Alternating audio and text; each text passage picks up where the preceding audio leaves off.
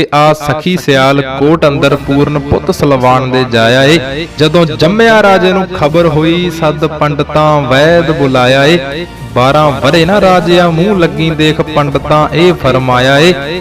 कादर यार मियाँ पूर्ण भगत उसे वक्त भोरे विच पाया ए। पूर्ण एक हनेरियों बाहर आया ते दूसरे हनेरे दूसरी कोठड़ी च पा दिता। दोस्तों आओ तुहानूं दिखाउने हाँ पूर्ण भगत दा टिल्ला। जी हाँ उही पूर्ण भगत जिसनूं कि उसदे पिता ने टोटे टोटे करके खूह च सटवा दिता सी। उही पूर्ण भगत जिस ते कि उसदी ही मतरेई मां दा दिल आ गया सी। जी हाँ उही पूर्ण भगत जिहड़ा कि गोरखनाथ दा चेला सी। ਇਹ ਟਿੱਲਾ ਬਣਿਆ ਹੋਇਆ ਹੈ ਪਿੰਡ ਭੁੱਟੀਵਾਲਾ ਜ਼ਿਲ੍ਹਾ ਸ਼੍ਰੀ ਮੁਕਤਸਰ ਸਾਹਿਬ, ਜਿੱਥੇ ਕਿ ਲੋਕ ਆਪਣੀਆਂ ਮਨੋਕਾਮਨਾ ਸੁਖਣਾ ਸੋਖੇ ਜਾਂਦੇ ਨੇ ਤੇ ਜਦੋਂ ਉਹਨਾਂ ਦੀਆਂ ਪੂਰੀਆਂ ਹੋ ਜਾਂਦੀਆਂ ਨੇ ਤਾਂ ਇੱਥੇ ਜੋ ਵੀ ਉਹਨਾਂ ਸੁੱਖਿਆ ਹੁੰਦਾ ਹੈ ਫਿਰ ਉਹ ਚੜਾ ਕੇ ਜਾਂਦੇ ਨੇ।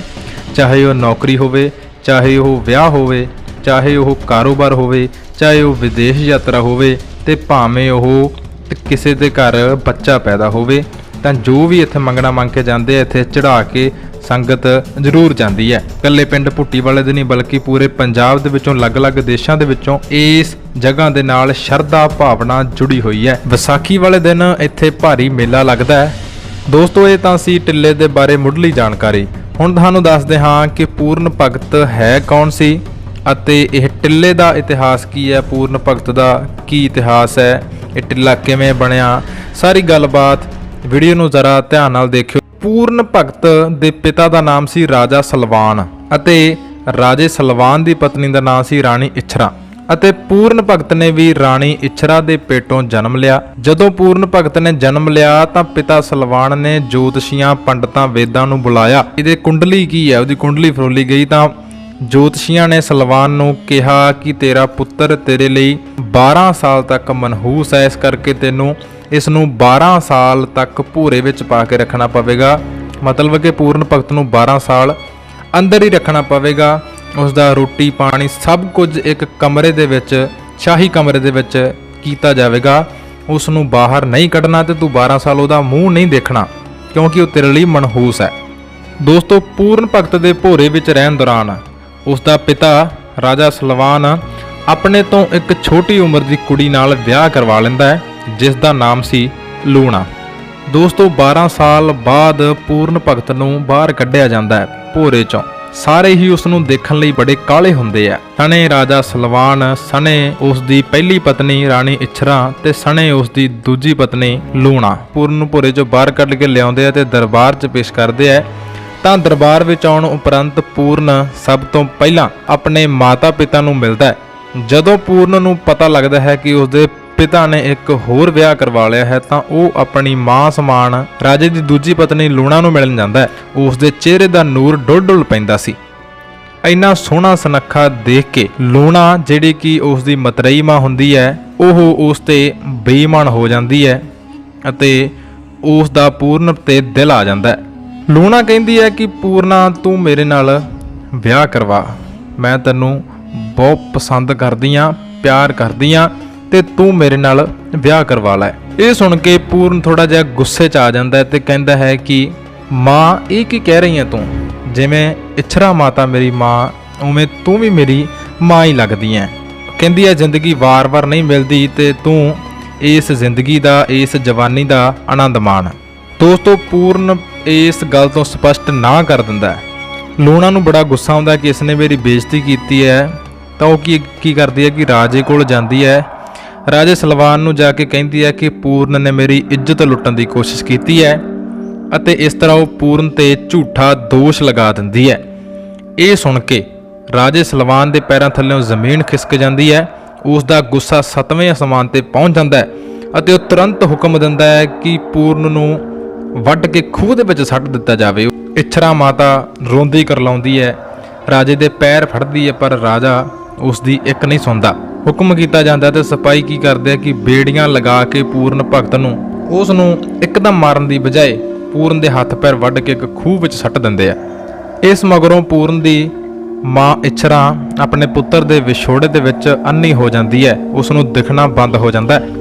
ਪੂਰਨ 12 ਸਾਲ ਉਸ ਖੂਹ ਦੇ ਵਿੱਚ ਤੜਫਦਾ ਰਿਹਾ ਤੇ 12 ਸਾਲ ਬਾਅਦ ਗੁਰੂ ਗੋਰਖਨਾਥ ਆਪਣੇ ਚੇਲਿਆਂ ਨਾਲ ਉੱਥੋਂ ਲੰਘ ਰਿਹਾ ਸੀ। ਗੋਰਖਨਾਥ ਦਾ ਇੱਕ ਚੇਲਾ ਖੂਹ ਦੇ ਵਿੱਚੋਂ ਪਾਣੀ ਕੱਢਣ ਲਈ ਖੂਹ 'ਚ ਦੇਖਦਾ ਹੈ ਤਾਂ ਉਹ ਦੇਖਦਾ ਹੈ ਕਿ ਵਿੱਚ ਇੱਕ ਟੋਟੇ ਕਰਕੇ ਕਿਸੇ ਨੂੰ ਸੱਟਿਆ ਪਿਆ ਹੈ। ਤਾਂ ਉਹ ਜਾ ਕੇ ਗੁਰੂ ਗੋਰਖਨਾਥ ਨੂੰ ਦੱਸਦਾ। ਗੁਰੂ ਗੋਰਖਨਾਥ ਪੂਰਨ ਨੂੰ ਬਾਹਰ ਕੱਢਦੇ ਨੇ ਅਤੇ ਕਠਿਨ ਤਪੱਸਿਆ ਕਰਕੇ ਉਸ ਨੂੰ ਫਿਰ ਦੁਬਾਰਾ ਜੋੜ ਦਿੰਦੇ ਨੇ, ਉਸ ਨੂੰ ਪੂਰਨ ਠੀਕ ਕਰ ਦਿੰਦੇ ਨੇ। ਦੋਸਤੋ, ਪੂਰੀ ਤਰ੍ਹਾਂ ਠੀਕ ਹੋਣ ਤੋਂ ਬਾਅਦ ਗੁਰੂ ਗੋਰਖਨਾਥ ਉਸ ਨੂੰ ਇਹ ਸਾਰਾ ਵਾਕਿਆ ਪੁੱਛਦਾ ਕਿ ਤੇਰੇ ਨਾਲ ਸਭ ਕੁਝ ਹੋਇਆ ਕਿਵੇਂ। ਤਾਂ ਪੂਰਨ ਆਪਣੀ ਸਾਰੀ ਕਹਾਣੀ ਦੱਸਦਾ ਕਿ ਮੇਰੇ ਨਾਲ ਇੱਦਾਂ ਹੋਇਆ। ਗੁਰੂ ਗੋਰਖਨਾਥ ਪੂਰਨ ਨੂੰ ਹੁਣ ਵਾਪਸ ਆਪਣੇ ਰਾਜਪਾਠ ਮੁੜਨ ਦੀ ਅਤੇ ਸੰਭਾਲਣ ਲਈ ਆਪਣੇ ਮਾਤਾ ਪਿਤਾ ਕੋਲ ਜਾਣ ਲਈ ਕਹਿੰਦਾ, ਪਰੰਤੂ ਪੂਰਨ ਇਸ ਗੱਲ ਨਾਲ ਸਹਿਮਤ ਨਹੀਂ ਹੁੰਦਾ ਤੇ ਕਹਿੰਦਾ ਕਿ ਮੈਂ ਨਹੀਂ ਵਾਪਸ ਜਾਣਾ, ਤੇ ਉਲਟਾ ਕਹਿੰਦਾ ਕਿ ਮੈਂ ਤੁਹਾਡੇ ਨਾਲ ਜੋਗ ਧਾਰ ਕਰਨਾ, ਮੈਂ ਵੀ ਜੋਗੀ ਬਣਨਾ। ਗੋਰਖਨਾਥ ਪੂਰਨ ਨੂੰ ਰਾਣੀ ਸੁੰਦਰਾਂ ਦੇ ਮਹਿਲ ਵਿੱਚ ਰਾਣੀ ਤੋਂ ਭਿੱਖਿਆ ਮੰਗਣ ਲਈ ਭੇਜਦਾ ਹੈ ਅਤੇ ਰਾਣੀ ਸੁੰਦਰਾਂ ਦੇਖਣ 'ਚ ਵੀ ਬਹੁਤ ਸੁੰਦਰ ਸੀ। ਜਦੋਂ ਪੂਰਨ ਭਗਤ ਭਿੱਖਿਆ ਲੈਣ ਲਈ ਮਤਲਬ ਗਿਆ ਕਰਨ ਲਈ ਜਾਂਦਾ ਹੈ ਤਾਂ ਮਹਿਲ 'ਚ ਪਹੁੰਚਦਾ ਹੈ ਤਾਂ ਰਾਣੀ ਦੀ ਨੌਕਰਾਣੀ ਉਸ ਨੂੰ ਭਿੱਖਿਆ ਦੇਣ ਆਉਂਦੀ ਹੈ, ਤੇ ਪਰੰਤੂ ਪੂਰਨ ਜਿਹੜਾ ਹੁੰਦਾ ਉਹ ਬਿਲਕੁਲ ਨਾ ਕਰ ਦਿੰਦਾ। ਕਹਿੰਦਾ ਕਿ ਮੈਂ ਜੇਕਰ ਕੁਝ ਭਿੱਖਿਆ ਲਵਾਂਗਾ ਤਾਂ ਸਿਰਫ ਰਾਣੀ ਦੇ ਹੱਥੋਂ। ਇਹ ਸੁਣ ਕੇ ਰਾਣੀ ਸੁੰਦਰਾਂ ਨੂੰ ਬੜਾ ਗੁੱਸਾ ਆਉਂਦਾ ਹੈ ਅਤੇ ਉਹ ਕਾਲੀ ਭਿੱਖਿਆ ਲੈ ਕੇ ਉਸ ਦੇ ਕੋਲ ਆ ਜਾਂਦੀ ਹੈ ਤੇ ਪੂਰਨ ਦਾ ਰੂਪ ਦੇਖ ਕੇ ਉਸ ਤੇ ਮੋਹਿਤ ਹੋ ਜਾਂਦੀ ਹੈ। ਉਸ ਦਾ ਵੀ ਸੁੰਦਰਾਂ ਰਾਣੀ ਦਾ ਦਿਲ ਆ ਜਾਂਦਾ ਹੈ। ਸੁੰਦਰਾਂ ਪੂਰਨ ਨੂੰ ਭਿੱਖਿਆ ਦੇ ਵਿੱਚ ਹੀਰੇ ਜਵਾਹਰਾਤ ਸੋਨਾ ਚਾਂਦੀ ਦਿੰਦੀ ਹੈ, ਜਿਸ ਨੂੰ ਕਿ ਉਸ ਦਾ ਗੁਰੂ ਗੋਰਖਨਾਥ ਮੋੜ ਦਿੰਦਾ ਹੈ, ਕਿਉਂਕਿ ਉਸ ਨੂੰ ਭਿੱਖਿਆ ਵਿੱਚ ਸਿਰਫ ਕੁਝ ਖਾਣ ਪੀਣ ਦੀਆਂ ਚੀਜ਼ਾਂ ਲੈਣ ਲਈ ਕਿਹਾ ਸੀ।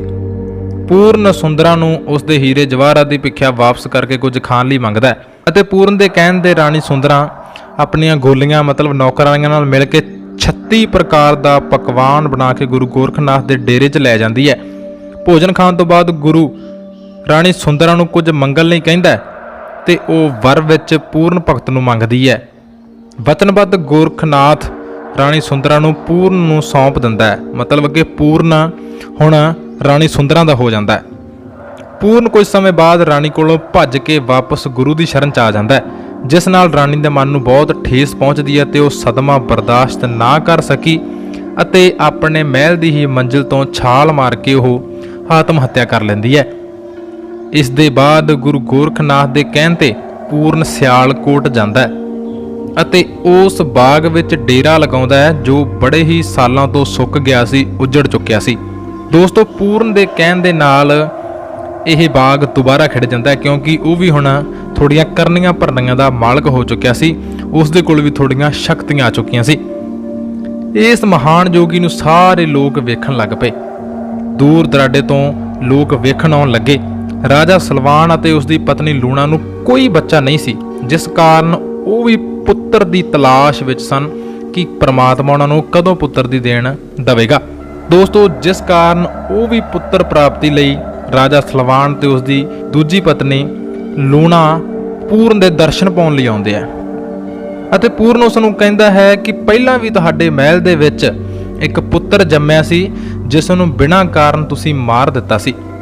ਇਹ ਸੁਣ ਕੇ ਲੂਣਾ ਆਪਣੀ ਗਲਤੀ ਸਵੀਕਾਰਦੀ ਹੈ। ਇਹ ਸੁਣ ਕੇ ਰਾਜਾ ਸਲਵਾਨ ਆਪਣੇ ਆਪ ਨੂੰ ਤੇ ਲੂਣਾ ਨੂੰ ਕੋਸਦਾ ਹੈ ਅਤੇ ਆਪਦੇ ਆਪ ਨੂੰ ਲਾਹਨਤਾਂ ਪਾਉਂਦਾ ਹੈ। ਦੋਸਤੋ, ਪੂਰਨ ਲੂਣਾ ਦੇ ਹੱਥ ਵਿੱਚ ਇੱਕ ਚੌਲ ਦਾ ਦਾਣਾ ਰੱਖਦਾ ਹੈ ਤੇ ਪੁੱਤਰ ਪ੍ਰਾਪਤੀ ਦਾ ਆਸ਼ੀਰਵਾਦ ਦਿੰਦਾ ਹੈ, ਜਿਸ ਨਾਲ ਉਸ ਘਰ ਦੇ ਵਿੱਚ ਪੁੱਤਰ ਵੀ ਜਨਮ ਲੈ ਲੈਂਦਾ ਹੈ, ਜੋ ਬਾਅਦ ਵਿੱਚ ਰਾਜਾ ਰਸਾਲੂ ਬਣਿਆ। ਦੋਸਤੋ, ਪੂਰਨ ਦੀ ਮਾਂ ਇੱਛਰਾਂ ਅੰਨ੍ਹੀ ਹੋਣ ਦੇ ਬਾਵਜੂਦ ਵੀ ਪੂਰਨ ਨੂੰ ਪਛਾਣ ਜਾਂਦੀ ਹੈ ਅਤੇ ਉਸ ਦੀਆਂ ਅੱਖਾਂ ਠੀਕ ਹੋ ਜਾਂਦੀਆਂ ਨੇ। ਪੂਰਨ ਮਾਂ ਨੂੰ ਮਿਲਣ ਲਈ ਦੁਬਾਰਾ ਵਾਅਦਾ ਕਰਕੇ ਵਾਪਸ ਚਲਾ ਜਾਂਦਾ ਹੈ ਤੇ ਕੁਝ ਸਾਲਾਂ ਬਾਅਦ ਮਾਂ ਨੂੰ ਦਿੱਤਾ ਵਚਨ ਨਿਭਾਉਣ ਲਈ ਉਹ ਵਾਪਸ ਸਿਆਲਕੋਟ ਆ ਜਾਂਦਾ, ਜਿੱਥੇ ਸਾਰੇ ਲੋਕ ਦਰਸ਼ਨਾਂ ਲਈ ਆਉਂਦੇ ਨੇ। ਸਲਵਾਨ ਅਤੇ ਲੂਣਾ ਦੇ ਨਾਲ ਉਹਨਾਂ ਦਾ ਪੁੱਤਰ ਰਸਾਲੂ ਵੀ ਦਰਸ਼ਨ ਲਈ ਆਉਂਦਾ ਅਤੇ ਰਸਾਲੂ ਜੋਗੀ ਨੂੰ ਚਮਤਕਾਰ ਦਿਖਾਉਣ ਲਈ ਕਹਿੰਦਾ। ਪੂਰਨ ਆਪਣੇ ਗੁਰੂ ਨੂੰ ਯਾਦ ਕਰਕੇ ਆਪਣੀ ਝੋਲੀ ਵਿੱਚ ਸੋਨੇ ਦਾ ਕੜਾ ਕੱਢ ਦਿਖਾਉਂਦਾ, ਜਿਸ ਨਾਲ ਰਸਾਲੂ ਵੀ ਉਸ ਨੂੰ ਸੀਸ ਝੁਕਾਉਂਦਾ ਹੈ। ਆਖਰਕਾਰ ਇਹ ਕਥਾ ਦਾ ਅੰਤ ਇੱਥੇ ਆ ਕੇ ਹੋ ਜਾਂਦਾ ਹੈ, ਜਦੋਂ ਪੂਰਨ ਭਗਤ ਆਪਣੀ ਅਸਲੀ ਮਾਤਾ ਰਾਣੀ ਇੱਛਰਾਂ ਨੂੰ ਮਿਲ ਜਾਂਦਾ ਹੈ ਤੇ ਇੱਛਰਾਂ ਆਪਣੇ ਬੇਟੇ ਦੇ ਵਚਨ ਦੇ ਨਿਭਾਉਣ ਤੇ ਉਸ ਨੂੰ ਮਿਲਣ ਆਉਂਦਾ ਹੈ, ਜਿਸ ਕਾਰਨ ਉਹ ਬਹੁਤ ਖੁਸ਼ ਹੋ ਜਾਂਦੀ ਹੈ। ਇਸ ਤੋਂ ਬਾਅਦ ਜਿਵੇਂ ਜਿਵੇਂ ਸਮਾਂ ਬੀਤਦਾ ਜਾਂਦਾ ਹੈ, ਪੂਰਨ ਭਗਤ ਦੀ ਮਾਨਤਾ ਉਵੇਂ ਉਵੇਂ ਵੱਧਦੀ ਜਾਂਦੀ ਹੈ ਤੇ ਉਦੋਂ ਤੋਂ ਲੈ ਕੇ ਅੱਜ ਤੱਕ ਦੁਨੀਆ ਪੂਰਨ ਭਗਤ ਨੂੰ ਮੰਨਦੀ ਆਈ ਹੈ ਅਤੇ ਵੱਖ-ਵੱਖ ਪਿੰਡਾਂ ਸ਼ਹਿਰਾਂ ਦੇ ਵਿੱਚ ਪੂਰਨ ਭਗਤ ਦੀਆਂ ਥਾਵਾਂ ਉਸ ਦੇ ਟਿੱਲੇ ਬਣੇ ਹੋਏ ਨੇ, ਗੋਰਖਨਾਥ ਦੇ ਟਿੱਲੇ ਬਣੇ ਹੋਏ ਨੇ ਤੇ ਜਦੋਂ ਜਦੋਂ ਗੋਰਖਨਾਥ ਦੀ ਗੱਲ ਚੱਲਦੀ ਹੈ ਤਾਂ ਪੂਰਨ ਭਗਤ ਦਾ ਨਾਮ ਆਉਂਦਾ ਹੈ ਤੇ ਜਦੋਂ ਜਦੋਂ ਪੂਰਨ ਭਗਤ ਦੀ ਗੱਲ ਚੱਲਦੀ ਹੈ ਤਾਂ ਗੋਰਖਨਾਥ ਦਾ ਨਾਮ ਆਉਂਦਾ ਹੈ। ਇੱਥੇ ਵੀ ਪੂਰਨ ਭਗਤ ਨੇ ਇਨਸਾਨੀ ਜਾਮੇ ਦੇ ਵਿੱਚ ਰਹਿ ਕੇ ਇੱਥੇ ਘੋਰ ਤਪੱਸਿਆ ਕੀਤੀ ਸੀ। ਉਦੋਂ ਤੋਂ ਲੈ ਕੇ ਹੀ ਇਸ ਜਗ੍ਹਾ ਦੇ ਨਾਲ ਲੋਕਾਂ ਦੀ ਸ਼ਰਧਾ ਭਾਵਨਾ ਜੁੜੀ ਹੈ ਤੇ ਲੋਕਾਂ ਦੀਆਂ ਇੱਥੋਂ ਇੱਛਾਵਾਂ ਪੂਰੀਆਂ ਹੁੰਦੀਆਂ ਨੇ, ਮਨੋਕਾਮਨਾ ਪੂਰੀਆਂ ਹੁੰਦੀਆਂ ਨੇ। ਜਦੋਂ ਪੂਰਨ ਭਗਤ ਇੱਥੇ ਤਪੱਸਿਆ ਕਰਨ ਆਏ ਸੀ ਤਾਂ ਉਹਨਾਂ ਨੇ ਇੱਥੇ ਦਾਤਨ ਕਰਕੇ ਗੱਡ ਦਿੱਤੀ ਸੀ। ਇੱਕ ਦਾਤਨ ਗੱਡਣ ਤੋਂ ਇੱਕ ਦਰਖਤ ਬਣਦਾ ਹੈ ਤੇ ਫਿਰ ਦਰਖਤ ਤੋਂ ਪੂਰਾ ਜੰਗਲ ਬਣ ਜਾਂਦਾ ਹੈ, ਜਿਹੜਾ ਕਿ ਅੱਜ ਪੂਰੇ 25 ਏਕੜ ਦੇ ਵਿੱਚ ਫੈਲਿਆ ਹੋਇਆ ਹੈ ਅਤੇ ਇਸ ਦਾ ਨਾਮ ਗਿਨੀਜ਼ ਵਰਲਡ ਰਿਕਾਰਡ ਵਿੱਚ ਵੀ ਦਰਜ ਹੈ। ਅਤੇ ਇਸ 25 ਏਕੜ ਦੇ ਵਿੱਚ ਫੈਲੇ ਜੰਗਲ ਦੇ ਵਿੱਚ ਹਰੇਕ ਪ੍ਰਕਾਰ ਦਾ ਰੁੱਖ ਉੱਗਿਆ, ਹਰੇਕ ਪ੍ਰਕਾਰ ਦੀ ਜੜੀ ਬੂਟੀ ਇੱਥੇ ਉੱਗੀ ਹੋਈ ਹੈ। ਸੋ ਦੋਸਤੋ, ਉਮੀਦ ਕਰਦੇ ਹਾਂ ਕਿ ਤੁਹਾਨੂੰ ਪਤਾ ਲੱਗ ਗਿਆ ਹੋਵੇਗਾ ਕਿ ਪੂਰਨ ਭਗਤ ਕੌਣ ਸੀ। ਤੁਹਾਨੂੰ ਅਸੀਂ ਡਿਟੇਲ ਦੇ ਵਿੱਚ ਸਭ ਕੁਝ ਉਸ ਬਾਰੇ ਦੱਸਿਆ। ਸੋ ਇਸ ਜਾਣਕਾਰੀ ਨੂੰ ਆਪਣੇ ਤੱਕ ਹੀ ਸੀਮਿਤ ਨਾ ਰੱਖੋ, ਹੋਰਨਾਂ ਤੱਕ ਵੀ ਜ਼ਰੂਰ ਪਹੁੰਚਾਓ। ਵੀਡੀਓ ਚੰਗੀ ਲੱਗੀ ਤਾਂ ਸ਼ੇਅਰ ਕਰਕੇ, ਲਾਈਕ ਕਰਕੇ ਤੇ ਕਮੈਂਟ ਕਰਕੇ ਸਾਡਾ ਹੌਸਲਾ ਜ਼ਰੂਰ ਵਧਾਓ। ਲਾਹੌਰੀ ਰਿਕਾਰਡਸ ਚੈਨਲ ਨੂੰ ਫੋਲੋ ਜ਼ਰੂਰ ਕਰ ਲਓ। ਬਹੁਤ ਬਹੁਤ ਧੰਨਵਾਦ।